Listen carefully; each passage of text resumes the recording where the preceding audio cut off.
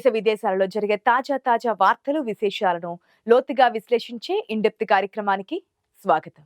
మనిషి ప్రాణాధారాలైన గాలి, నీరు ప్రస్తుతం ప్రాణాలు తీసే విషపూరితాలుగా మారుతున్నాయి. మనం పీల్చేది మంచి గాలేనా, తాగేది మంచి నీళ్ళేనా, లేక కలుషిత జలాల అన్నది అనుమానాస్పదంగా మారింది. కొత్త ఏడాది సంబరాల్లో ఉన్న దేశానికి ఇటీవల జరిగిన కొన్ని సంఘటనలు ఆందోళనకరమైన ప్రశ్నలను మిగిల్చాయి. ఢిల్లీ ఎయిర్ పొల్యూషన్ ను కాస్త పక్కన పెడితే, దేశంలోని అత్యంత స్వచ్ఛమైన నగరంగా పేరుగాంచిన ఇండోర్లో కలుషిత నీరు తాగి పలువురు మరణించడం దేశంలో కలకలం రేపింది. రికార్డుల్లో స్వచ్ఛత ఉన్నా గొంతు దిగే నీటిలో మాత్రం స్వచ్ఛత లేదని ఈ ఘటన నిరూపించింది. ఇది కేవలం ఇండోర్ సమస్య మాత్రమే కాదు, దేశవ్యాప్తంగా వినిపిస్తున్న ప్రమాద ఘంటిక. గుజరాత్ రాజధాని గాంధీనగర్ లో కలుషిత నీటి కారణంగా వందల మంది టైఫాయిడ్ బారిన పడ్డారు. ఐటీ నగరంగా సిలికాన్ వ్యాలీగా వెలుగొందుతున్న బెంగళూరులో అయితే కుళాయిల్లో వచ్చే నీరు మురుగు వాసన వస్తుందంటూ ప్రజలు గగ్గోలు పెడుతున్నారు. సాధారణంగా ఇలాంటి దుర్ఘటనలు జరిగినప్పుడు ప్రభుత్వాలు హడావిడిగా స్పందిస్తాయి, మరణించిన వారి కుటుంబాలకు నష్టపరిహారం ప్రకటిస్తాయి, విచారణ కోసం కమిటీలు వేసి చేతులు దులుపుకుంటాయి. కానీ డబ్బుతో పోయిన ప్రాణాలను, ఆరోగ్యాన్ని తిరిగి కొనగలమా? అసలు సమస్య మూలాల్లోకి వెళ్ళకపోతే రేపు మరొక నగరం, ఇంకొక గ్రామం ఇదే పరిస్థితిని ఎదుర్కోవాల్సి వస్తోంది. జల కాలుష్యం కారణంగా అమాయక ప్రజలు బలి కావడం అనేది క్షమించరాని నేరం. దీనికి కేవలం ప్రకృతిని నిందించలేం. ప్రణాళిక లోపాలు, అధికారుల నిర్లక్ష్యం కూడా ఇందులో భాగమే. రాజకీయాలకు అతీతంగా ఒక జాతీయ విపత్తుగా దీనిని పరిగణించి పరిష్కారాలు వెతకాల్సిన సమయం ఆసన్నమైంది. విపక్ష నేత రాహుల్ గాంధీ ప్రస్తుతం ఇండోర్లో ఇంటింటికి వెళ్లి బాధితులను పరామర్శిస్తున్నారు. కేంద్ర బడ్జెట్ లో జల్ జీవన్ మిషన్ కోసం ఏకంగా 67,000 కోట్ల రూపాయలు కేటాయించారు. ఇంటింటికి కుళాయి ద్వారా నీరు అందించాలన్నది గొప్ప లక్ష్యమే. కానీ ఆ కుళాయి ద్వారా వచ్చేది అమృతమా లేక విషమా అన్నదే అసలు ప్రశ్న. నిధులు వరదలా పారుతున్నా, క్షేత్రస్థాయిలో పనులు నాణ్యంగా జరుగుతున్నాయా? నీటి శుద్ధి కేంద్రాలు సరిగ్గా పనిచేస్తున్నాయా? ఈ ప్రశ్నలకు సమాధానం దొరకాలి.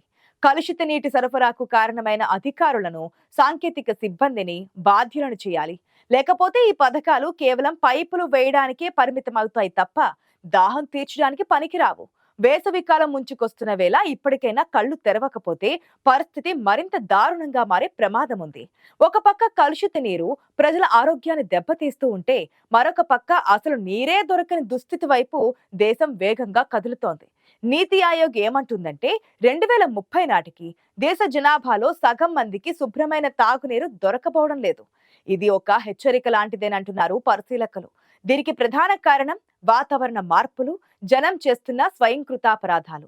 ఒకప్పుడు హిమాలయ మంచు కొండలుగా ఉండేది, కానీ ఇప్పుడు 2025-26 సీజన్లో దేశంలోని అనేక ప్రాంతాల్లో భారీ వర్షాలు కురిసినా హిమాలయాల్లో మాత్రం మంచు కురవడం తగ్గిపోయింది.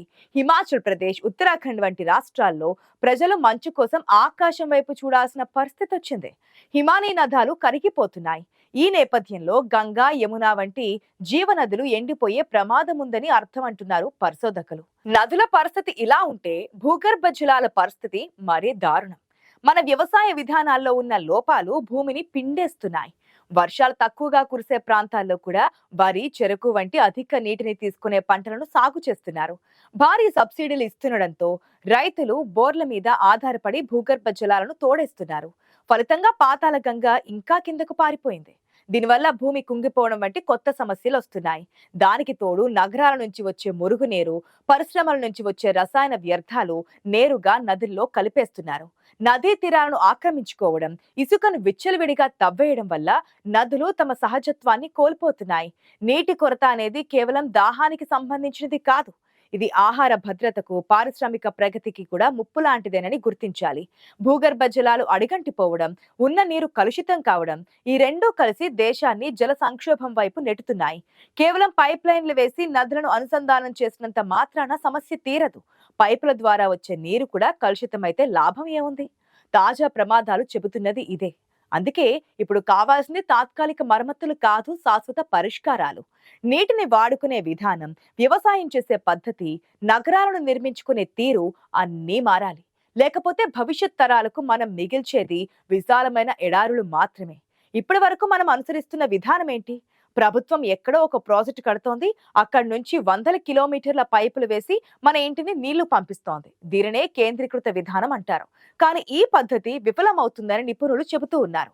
పైప్ లైన్లలో లీకేజీలు, నిర్వహణ లోపాలు, నీరు కలుషితం కావడం వంటి సమస్యలు దీనివల్ల వస్తున్నాయి. మరి దీనికి పరిష్కారం ఏంటంటే వికేంద్రీకరణ. అంటే ఎక్కడ నీటిని అక్కడే ఒడిసి పట్టుకోవడం. దీనినే మేధావులు జల స్వరాజ్యం అని పిలుస్తున్నారు. మన నీటి మీద మనకు అధికారం, బాధ్యత ఉండాలి. గ్రామమే ఒక యూనిట్ గా మారాలి. స్థానిక చెరువులు, కుంటలు, బావులను బాగు చేసుకునే బాధ్యతను గ్రామ పంచాయతీలకు అప్పగించాలి. ప్రభుత్వ పథకాలకు వచ్చే నిధులను నేరుగా గ్రామాలకి ఇచ్చి ఫలితాలను రాబట్టే బాధ్యతను కూడా వారికే ఇవ్వాలి. కొన్ని గ్రామాలు కలిసి ఉమ్మడిగా జలాశయాలను ఏర్పాటు చేసుకోవాలి. మట్టి కట్టలు పోసి వాన నీటిని నేలలోకి ఇంకించే పనులను స్థానికులే చేపట్టాలి. దీనివల్ల భూగర్భ జలాలు పెరుగుతాయి, నీటి నాణ్యత కూడా పెరుగుతోంది. ప్రజల చేతిలో బాధ్యత పెడితే వారు తమ ప్రాణ సమానమైన నీటిని కాపాడుకుంటూ ఉంటారు. మన భారతీయ సంస్కృతిలో ప్రకృతి ఆరాధన ఒక భాగం. నదులను దేవతలుగా కొలిచే సంప్రదాయం మనది. కానీ ఆచరణలో మాత్రం ఆ పవిత్రతను మర్చిపోతున్నాం. ఇప్పుడు మళ్ళీ మన మూలాల్లోకి వెళ్లాల్సిన సమయం వచ్చింది. జల సంరక్షణ అనేది ప్రభుత్వ బాధ్యత మాత్రమే కాదు, ప్రతి పౌరుడి బాధ్యత. ముఖ్యంగా నగరాల్లో పరిస్థితి మారాలి. కాంక్రీట్ జంగిల్స్ గా మారిన మన సిటీల్లో కురిసిన వాన చినుకు నేరుగా డ్రైనేజీల్లో కలుస్తుంది తప్ప భూమిలోకి ఇంకడం లేదు. ప్రతి అపార్ట్మెంట్, ప్రతి ఇల్లు తప్పనిసరిగా రెయిన్ వాటర్ హార్వెస్టింగ్ వ్యవస్థను ఏర్పాటు చేసుకోవాలి. దీనిని ఒక చట్టంగా కాదు, ఒక బాధ్యతగా భావించి అమలు చేయాలి. వ్యవసాయంలో కూడా మార్పులు రావాలి. పొలాలను నీటిని తాగే రాక్షసులుగా కాకుండా నీటిని దాచుకునే అక్షయ పాత్రలుగా మార్చాలి. దీనికి సేంద్రియ వ్యవసాయమే సరైన మార్గం. భూమిలో సారం పెరిగితే నీటిని నిల్వ చేసుకునే సామర్థ్యం పెరుగుతోంది. తక్కువ నీటితో పండే పంటల వైపు రైతులు మొగ్గు చూపాలి. ప్రభుత్వం కూడా అందుకు తగిన ప్రోత్సాహకాలు ఇవ్వాలి. భారీ డ్యాములు, ప్రాజెక్టుల కంటే గ్రామాల్లో ఉండే చిన్న చిన్న చెరువులు, కుంటలను బాగు చేయడం వల్ల ఎక్కువ ప్రయోజనం ఉంటుందని విశ్లేషకులు చెబుతున్నారు. ఆయకట్టు ప్రాంతాల్లో అడవులను పెంచడం వల్ల వర్షాలు పడడమే కాకుండా నేల కోతను అరికట్టవచ్చు. రాబోయేది వేసవి కాలం. ఇప్పటి నుంచే మనం మేల్కొనకపోతే దాహం కేకలు వినక తప్పదు.